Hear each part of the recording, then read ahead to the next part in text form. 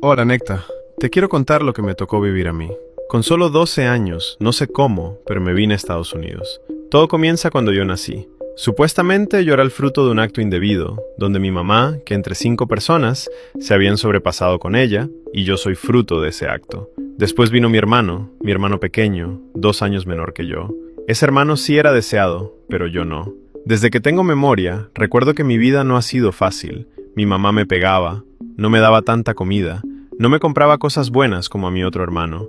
Él siempre fue el niño de sus ojos, siempre fue el niño deseado y yo fui el niño que nació de un error. A mis 8 años fallece mi padre. Aunque él no era mi padre sanguíneo, yo lo consideraba un padre. Era el papá de mi hermano, pero él me cuidaba mucho y me quería. Le detectan un tumor y fallece. Un impacto muy duro, para mí, ya que con el único que yo me llevaba bien en mi hogar era con mi padre y mi hermano. Él era la persona que defendía que mi mamá no me golpeara, que no me hiciera tantas cosas, era él.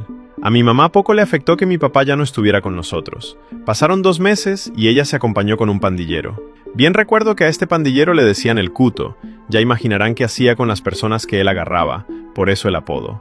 Yo veía muchas cosas, y te voy a contar algunas de ellas. Para mi cumpleaños yo me sentía emocionado porque creía que me iban a dar un pastel. No regalos, no fiestas, un pastel.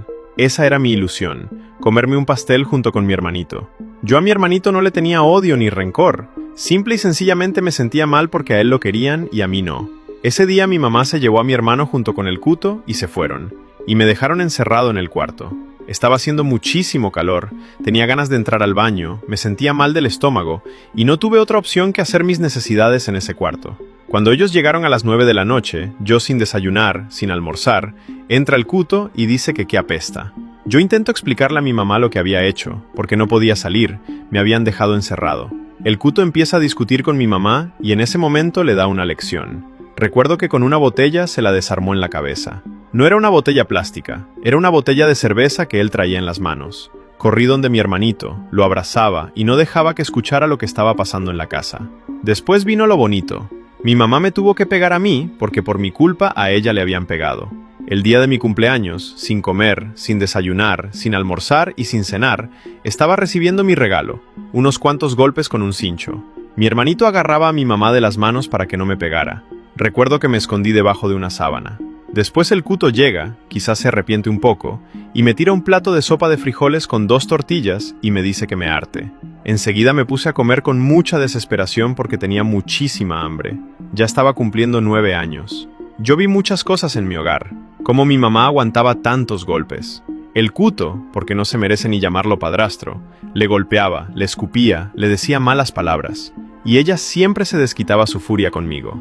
Nosotros teníamos una tía llamada Yolanda. Esta tía nunca me había querido tampoco, porque sabía que yo había sido fruto de un acto indebido. Ella llegaba cuando mi mamá se iba y cuidaba a mi hermano. Yo me sentía agradecido porque no dejaban solo a mi hermanito. Le daban sus alimentos y lo cuidaban. Yo quería a mi mamá, porque yo veía cómo otros niños abrazaban a su mamá y cómo su mamá los abrazaba a ellos.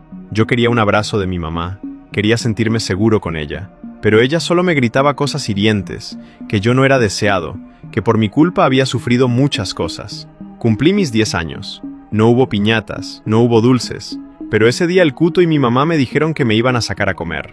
No por mi cumpleaños, sino por el cumpleaños de la mamá del Cuto. Después de 10 años supe lo que era el sabor de la pizza. 10 años y nunca en mi vida había comido pizza. Ese día la pasé increíble porque fuimos a un centro comercial y pude subirme a unos juegos mecánicos, aunque apagados, porque no tenía dinero para que funcionaran. Por fin pude tener esa salida con mi mamá que tanto había querido. A mi hermanito yo lo quiero mucho. Yo le daba de comer, lo limpiaba, lo cambiaba, me bañaba con él, jugábamos fútbol. De mi hermano nunca voy a tener quejas. Solo de mi madre, sí. Un 12 de enero. Ese día mi mamá llamó a mi tía y le dijo que fuera a la casa a cuidarnos. Mi tía respondió: del pequeño me puedo hacer cargo, del grande no, porque molesta mucho. Ese mismo día llegó mi tía Yolanda a la casa. A mí no me gustaba quedarme con ella porque me pellizcaba y me hacía muchas cosas extrañas. Ese día de mi cumpleaños estaba cumpliendo 12 añitos. No sabía qué era ir a la escuela, no sabía leer ni escribir. Solo sabía limpiar, barrer y ayudar, porque desde los 11 trabajaba en un taller con un amigo al que yo le decía Flaco. El Flaco se parecía mucho a mi papá. Mi mamá no lo quería. Nunca entendí por qué. Un día jueves, el Cuto y mi mamá salieron hacia Guatemala. Al día siguiente nos dijeron que los habían matado. Yo empecé a llorar mucho. Mi hermanito lloraba. Yo le decía que mamá iba a volver. Mi tía me dijo que me fuera al taller. Yo no quería ir. Me sentía muy triste, pero fui. Le conté al flaco y él me abrazó. Me dijo, todo va a estar bien, papi. Aquí puedes vivir. Yo le dije, pero yo no quiero dejar solo a mi hermano. Y él me respondió, no te preocupes, tráete a tu hermano. Aquí les voy a dar dónde vivir y dónde quedarse. Yo les voy a dar comida. Cuando regresé por mi hermano, ya no estaba.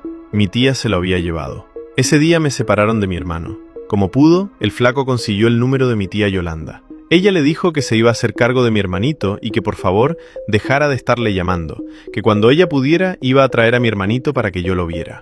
El flaco me dijo que lo iba a poder ver, pero el dolor era grande. Trabajaba y lloraba. Ponía una pieza y lloraba.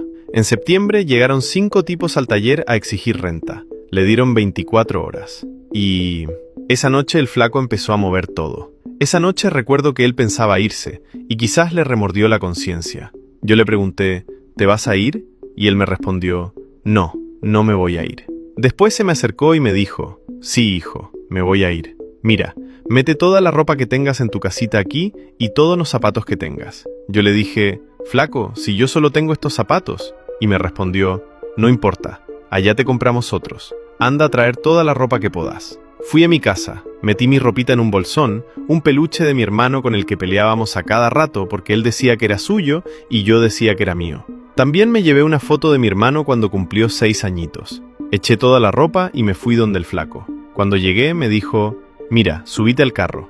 Nos subimos a un carro, bien recuerdo que era un Mazda, y empezamos a manejar y manejar, hasta que llegamos a un pueblo y ahí nos quedamos a dormir 2 noches en una casa.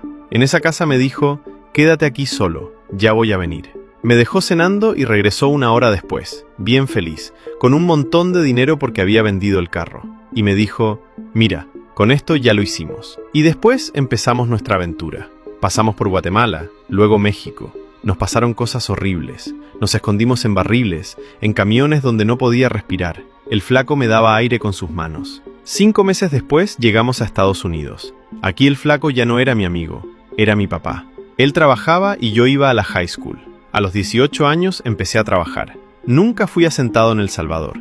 Entonces no tenía apellidos ni nombre legal. Legalicé mis papeles en Estados Unidos, gracias a Dios. Tiempo después, al flaco lo agarró migración en Estados Unidos y lo deportaron. Yo, como el hijo que era para él, le mandé $10,000 para que se viniera de regreso. Lo intentó. La primera vez lo agarraron en Chiapas. La segunda vez lo agarraron en Piedras Negras. Y la tercera vez ya no supe más del flaco. El coyote que supuestamente lo traía desapareció de la faz de la tierra. No nos dijo nada. No sé dónde está el flaco. No sé si está en Estados Unidos, en México o en El Salvador.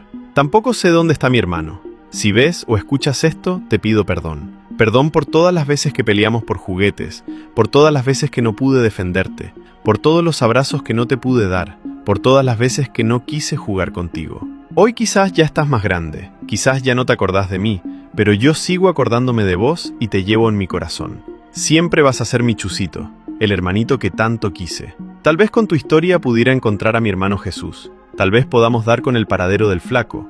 Nunca supe su nombre real. Solo le decía flaco. Él nunca quería decir su nombre. Decía que le daba pena. Y esa fue mi historia. Un saludo, Necta.